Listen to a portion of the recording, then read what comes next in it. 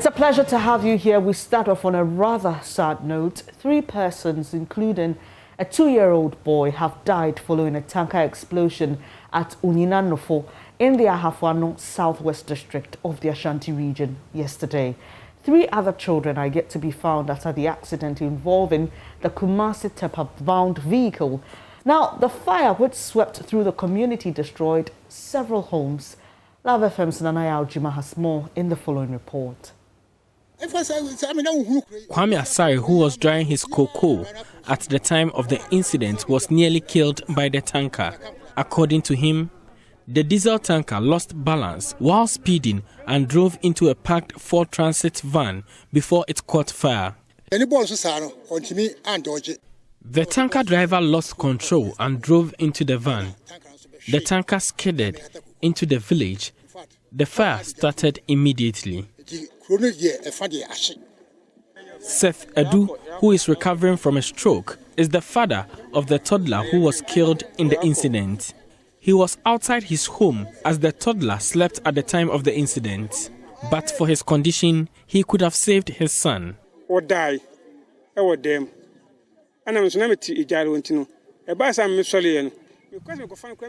whole of the left part of my body is numb. I can't carry the child. It was between saving myself and perishing with him. Later, someone offered to carry me on his back to take me to safety.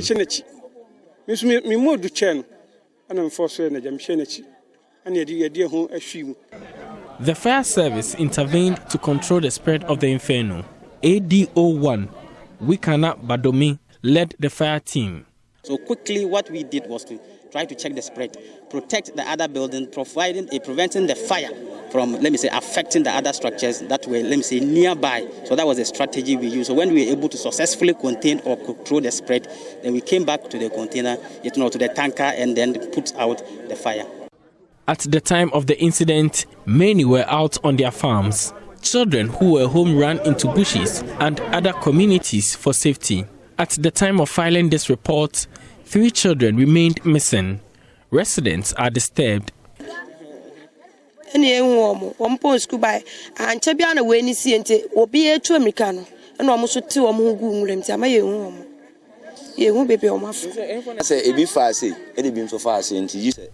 They went separate ways, so we have to move in all directions to find them.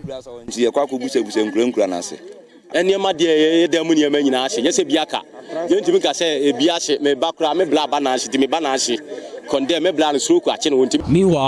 the National Disaster Management Organization has been to the scene assessing the damage.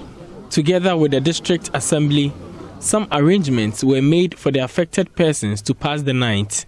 Eric Nanajiman Prempe is Director General of NADMO. We don't have hostels and hotels here. So we're looking at classrooms and the church buildings. The assembly, the DC is here. He's going back to the district capital to arrange for some mosquito nets and some blankets for them. I have called NADMO headquarters. They are also arranging to get some mattresses and other things. By tomorrow morning, they will also be here. We are doing the little we can to help the people who are homeless. In fact, apart from the Cheese Palace and few places, almost everybody has been rendered homeless now. For JoyNews, Nanaya Ojima reporting. Nanaya Ojima has returned to the community this morning and joins us with an update. Hello, Nanaya. I can imagine that this community is still dealing with the shock, but tell us if the 3 missing children have been found. So the information I've been able to gather this morning is that all 3 children returned home late into the night. According to the residents here, the children say they had to run to the farms and they were afraid to return because they thought the flame was still here. So they had to wait deep into the night before they returned to their homes. So far, from what I'm gathering, these children are doing well, but I'm yet to see any of them. All right, Nanaya, what about the 7 persons who are injured? How are they doing this morning? We are yet to visit the hospital this morning. The information I've been gathering from NADMO and other agencies is that all the all the 7 persons are doing well. None of these people are in critical condition. So what is left here is a number of these residents here still in shock. Some are saddened by the situation as they look at the remains of their property. A lot of them have lost a lot of money. From the few people I've spoken to, they are mentioning sums in thousands of cedis. So the people here are still in shock. They are very sad. And from the information that I have yesterday, a lot of the people had passed the night in the basic school in this area. The NADMO, the NADMO came around, and through the NADMO, the district chief executive, they got them some mosquito balls, mosquito nets, and blankets to help them pass the night. And other people had to live with family who are in the community. So this morning, you see a lot of people are trying to find something to eat. And those who have their houses intact have been very generous. They cook in very huge saucepans. And you see a lot of people from the affected persons going to these homes to find something to eat or survive on this morning. So things are yet to return to normal. All right. In the community. Nanaya, things may have returned to normal, but we know that some persons have lost their homes and, like you mentioned earlier, property in huge sums of money. Apart from the items you mentioned that NADMO had offered, have you picked up any information about some form of compensation? The officials from the NADMO are here in the community, still assessing the damage. They are now picking the names of the affected persons. So they have a desk here where a lot of people are reporting to these desks to file their complaints or to tell them what they've lost to the fire. And also the information that I've picked is that the NADMO from Accra has dispatched some relief items to this area, and in about an hour or so, all these relief items be here for the people to survive on for some time. So as the NADMO continue to assess the damage and find appropriate compensation for these people. And Nanaya, the fuel tanker itself, have we been able to establish its owners? Has anyone come up? So far, there haven't been any person showing up as the owner of the fuel tanker, but I came here to find the National Petroleum Authority here. They are having a conversation with the chief. So if whenever they are able to finish this conversation they are having, we'll draw closer to them and try to get an interview. And maybe they tell us who owns the tanker, and any information that we can gather from this will be made available to our viewers as the day unfolds. All right, Nanaya, we'll leave it here. Nanaya Ojima reporting from that community, Onyina Nofo, where a tanker explosion killed 3 people, including a 2-year-old toddler yesterday. Unfortunately, his father couldn't rescue him because he's just recovering from a stroke. Away from that, Majority Leader Osei Mensah-Bonsu says the vetting committee has already begun thorough background checks on Special Prosecutor nominee Kisie Jabing. The checks, according to the Swami MP, are to establish the eligibility, qualification and competence of the nominee. The Minority Leader Haruna Idrisu had earlier raised concerns over the nomination of Mr. Jabing as Special Prosecutor, arguing he lacked the credentials and weight needed to combat corruption. But Mr. Osei Mensah-Bonsu, in an interview with my colleague Chrissy Parker-Wilson ahead of Parliament reconvening today, observed that the competence of the nominee cannot be determined by the Minority Leader, but members of the vetting committee. Well, you want Parliament to expedite action by giving the sensitive position. You also want Parliament to do a thorough job in the background of the person to establish the fact that he has the competence, the qualification, the eligibility, and the competence to handle his portfolio. So we want them to do a thorough job. I would want to see a thorough job done by Parliament on the nominee by the President. So for now, we don't have a date for when he will be vetted by the committee. It is not for me to establish the date. It's for the committee to establish their own date. And as I indicated, the chairman and some of the senior members are outside the jurisdiction. So they would, upon their return, establish the date for the special prosecutor. From the grapevine, you are told that the minority is upset and unhappy with the appointment of Gise Jabin as the special prosecutor nominee. For you as a leader, is there a way you are engaging them to ensure that perhaps he goes through the vetting successfully? Well, you are the first person to break the news to me. Nobody has told me about that. The question is capabilities, the question is competence. Well, it will be established by the committee. If he's not competent, the vetting would bring it out. It would not lie in the mouth of an individual to say that he's not competent, right? Or he's not eligible, or he's not qualified. It will be established by the committee. As I'm saying, his own position is a peculiar one, and he wants Parliament to be thorough in order to establish that he has both the qualification and eligibility criteria, and that he has the competence to deal with his office. To me, these are the three matters that you should be looking at. And you are confident that the committee will do a good job? Because in the past, I mean, members of the committee, especially the chair of the committee, has been accused of shielding some of the nominees who appeared before them. Which nominees? Oh, well, they mentioned specifically Madam Howard Kumsin and Kojo Ponkroma at some point. That the chairman was shielding them. Ultimately, they came to be voted on in Parliament. Right. And what were the results? Howard Kumsin, that people were saying, that you are saying, people were saying was being shielded by the chairman. Of the three who were subjected to votes in the House, she scored highest. So, was there any truth in that allegation?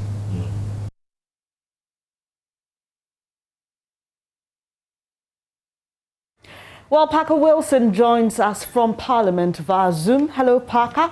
Well, as the House reconvenes today, we know beyond the work of the vetting committee, the Lands and Natural Resources Minister, Samuel Abujinapo, together with the leadership of Parliament, are working on amending the Minerals Act. Tell us more.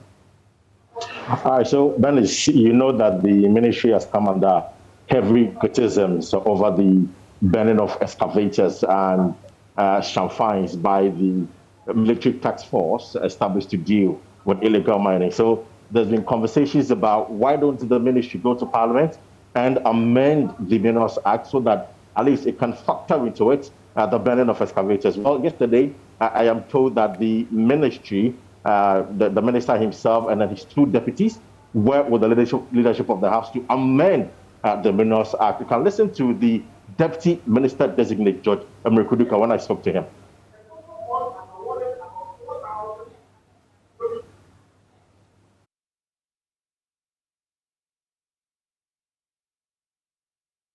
We'll bring that soundbite later on, but the Takwan Siam MP also gave some details about the massive reshuffle at the Minerals Commission. Tell us about that.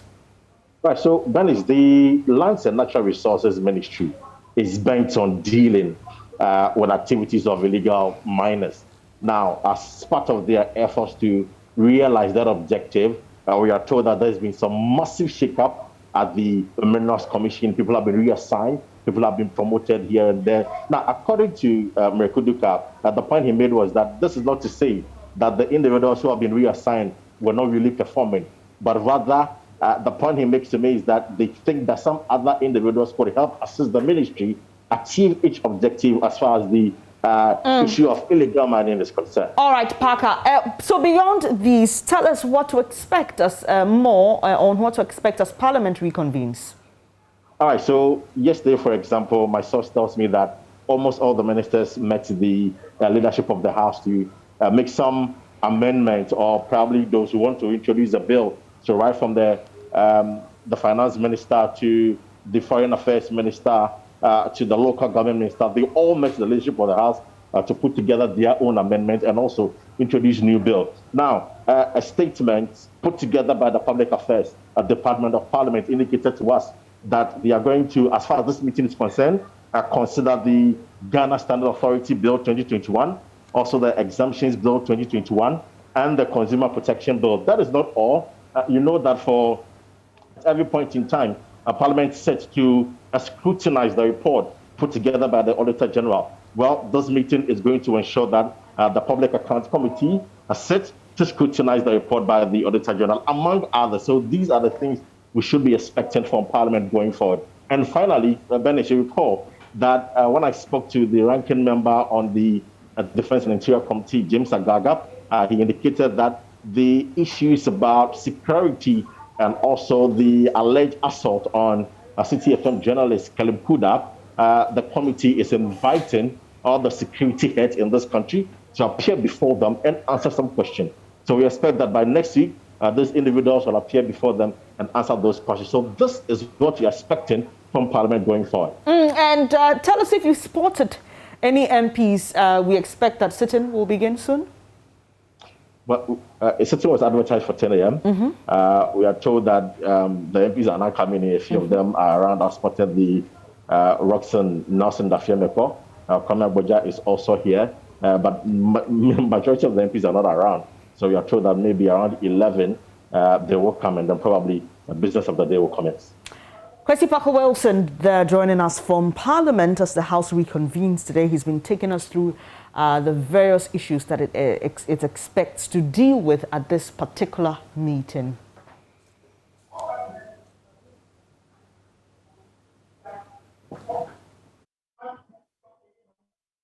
Moving on, more and more female schools get representation at this year's National Science and Maths Quiz, as Efiakobi Ampem Girls Senior High School becomes the second all-female school from the Ashanti region to book a spot at the national tournament in October.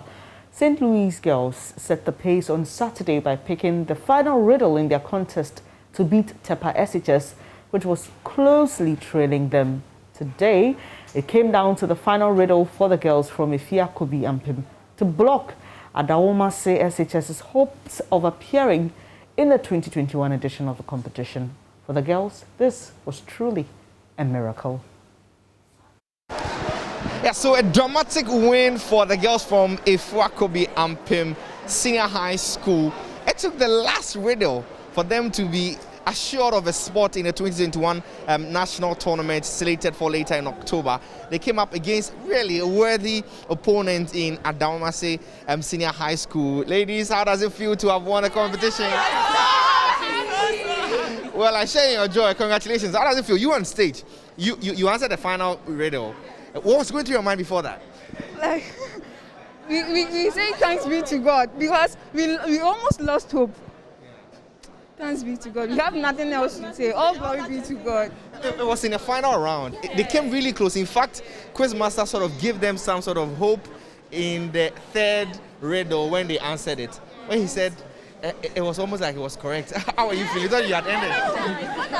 We knew that we were supposed to be the winner, so we didn't panic. But for the last riddle, you see, he imparted some fear in us, but by God's grace, we'll be able to seal through. So you're scared?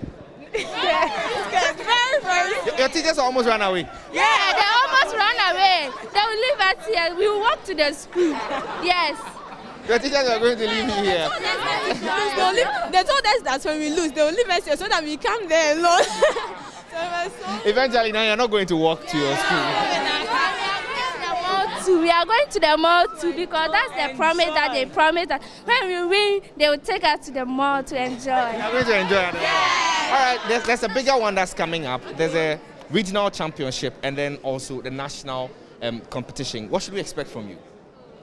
Okay, all that we are saying is that look forward for the better performance of us. Even this one, it was some little things, but next, look out for the best performance from us. Okay, what about you? Yeah, as we've prayed to God, God has also answered our prayers, even with the qualifications. And we know that with the champions of champions, as we've prayed to God for so long, He's going to see us through. Yeah, I hope to see that. And you answered the final question. You really were the David of the moment. eventually slaying the Goliath of Adamasi. Tell me, what should we expect from you? Nothing but the best. We are coming with more of them. Yes. Okay, so are you taking me with you to the mall or? So the girls from Ifua Kobi Ampim Senior High School just speaking to me about this particular win. They've secured the 5th spot out of 20 that have been reserved for the Ashanti region. We're coming back to you with more and more of the details of contest from here. My name is Manuel Kranting. Really excited young ladies there. Well, we wait to see if this year will be the year for an all-female school to pick up the overall National Science and Maths Quiz Trophy. You're watching JoyNews Desk with me, Bernice Abubedulansa. We've got more, including business and sports, coming up. Do stay. Good morning. Welcome to Business. My name is Darryl Kwao. The Securities and Exchange Commission will announce an engagement series for sector players in the digital currency space to dialogue on how to regulate digital coins for transactions here in Ghana. To be known as FinTech Roundtable, it is expected that the outcome of the engagement will help in formulating plans to regulate that space. Let's hear from Paul Abebio, who is Director General of the Securities and Exchange Commission. We'll be establishing a FinTech roundtable, and we'll invite selected participants. We'll also have an engagement session around this, and then coming out of that, we will spell out what the strategy would be on how we'll address it. There are various dynamics to the cryptocurrency occurrence. There's the actual blockchain technology, which can be deployed for other purposes, and then there is the, I would say, monetization of that technology and how it interacts with the real sector. Obviously, as regulators, we have concerns with money laundering, with how that will be dealt with. We have issues of security and traceability. And so those discussions have to be held. In terms of timeframes, I think once we form this work group, they will also come out with a roadmap on the implementation, and then we'll come out to the public once we have a sense of the direction that we'll take on that. Now, almost 60 oil marketing companies could be forced to shut down operations in the coming days. This is because the Ghana Revenue Authority has directed the bulk oil distribution companies to halt supplies to firms over non-payment of taxes. George Rafe has the latest. Documents cited by Joy Business put the exact number of oil marketing firms that are said to be blacklisted at 58. These are companies that have collected taxes on behalf of the state but have failed to make the necessary deductions and paid to the Ghana Revenue Authority. These are levies and taxes that these firms have collected based on the liters of petroleum products sold to the market, as well as VAT collected especially for firms that are operating mini markets at these service stations since last year. While the Ghana Revenue Authority has been able to collect some, others can be described as irrecoverable for now. Based on these documents, the total debt owed by these companies can be pegged at 641 million Ghana cedis. Now, packaging firm Royal Crown Packaging is poised to take advantage of the opportunities under the Continental Free Trade Area. General Manager in charge of sales, Gifty Mensah Kwaku, says her outfit is in a better position to assist other businesses hoping to export their products to other markets in Africa with their packaging needs that meets international standards. We're seriously working on that because we're doing the export, and it's in the ETLS regime. So we've explored how the Continental Free Trade is going to also work and see how we can take advantage of that, because we also have to think of our clients outside. If they don't benefit from the after, then it becomes a problem. They wouldn't want to buy from you. We have it's an open market.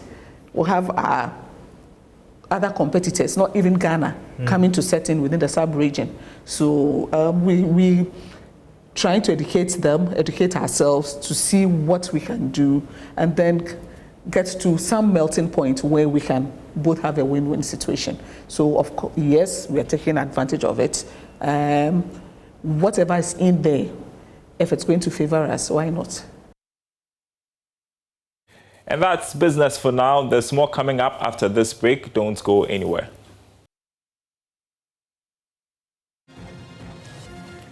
Thanks for your company on this edition of the show. I'm Bernice Abubedulansa. Do log on to myjoyonline.com for more news.